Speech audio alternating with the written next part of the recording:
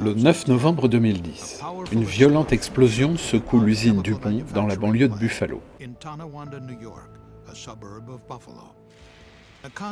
Un soudeur sous-traitant est en train d'effectuer une opération de maintenance au-dessus d'une cuve qui contient à son insu des vapeurs inflammables. L'explosion fait sauter le couvercle de la cuve, projette le soudeur sur le sol et le tue sur le coup. Un deuxième sous-traitant est sérieusement brûlé. L'explosion tragique à l'usine DuPont a mis en lumière des faiblesses dans l'analyse des risques liés au process et dans leur maîtrise. Le résultat fut la mort d'un soudeur dans un accident de travail par point chaud.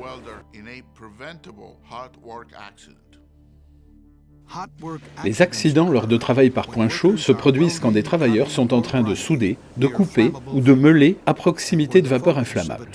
Cela était d'ailleurs le sujet du bulletin de sécurité 2010 du CSB. Des lacunes dans le management de la sécurité des travaux par point chaud ont été une des causes de la tragédie de chez DuPont.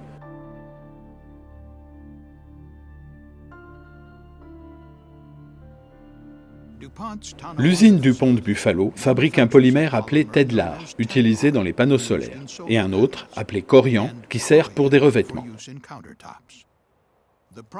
Le processus de production du Tedlar commence par une réaction de conversion du fluorure de vinyle, gaz inflammable, en une suspension aqueuse de fluorure de polyvinyle polymérisé. Cette suspension passe ensuite dans des séparateurs et les vapeurs de fluorure de vinyle sont recyclées. Un petit réservoir de détente relâche le fluorure de vinyle résiduel dans l'atmosphère. Pour finir, la suspension est stockée dans un des trois réservoirs possibles, habituellement le réservoir numéro 3. Les réservoirs 1 et 2 sont utilisés en cas de risque de débordement de la suspension. Le réservoir numéro 1 est normalement toujours vide. Le 22 octobre 2010, le process de production du Tedlar entre en arrêt programmé, pendant lequel les opérateurs enlèvent le revêtement isolant d'amiante des cuves 1 et 2.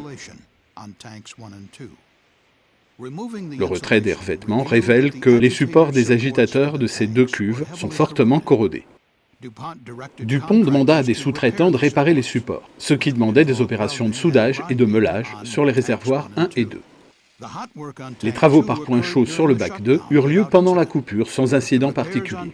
En revanche, les travaux sur le bac 1 furent retardés pendant que les pièces détachées étaient commandées. Les personnels de DuPont avaient déterminé qu'il serait sans danger de faire les travaux sur le bac 1 même après la reprise de la production. Le 7 novembre, les opérateurs DuPont condamnent les 5 vannes correspondant au réservoir numéro 1 pour empêcher tout flux de suspension vers le réservoir numéro 1. Le moteur de l'agitateur du bac 1 est également stoppé.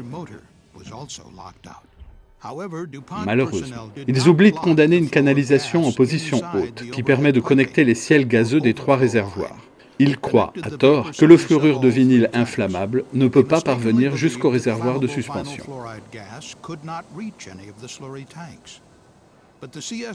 Mais l'enquête du CSB a montré que, même en conditions de fonctionnement normal, le fluorure de vinyle monomère n'était pas complètement éliminé de la suspension et était toujours présent en quantité variable dans les réservoirs. Quand la fabrication redémarre le 6 novembre, le gaz inflammable peut passer des réservoirs 2 et 3 à l'aide de la ligne de trop-plein jusqu'au réservoir 1.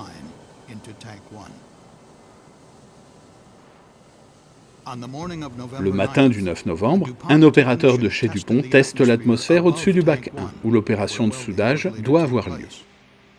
Il y a aussi 2 capteurs en continu dans les environs. Aucun gaz inflammable n'est détecté, et le travail par point chaud est autorisé. Mais aucune mesure n'est prise pour tester ou surveiller l'atmosphère à l'intérieur du réservoir, où, à l'insu des sous-traitants, le gaz inflammable atteint déjà des niveaux dangereux.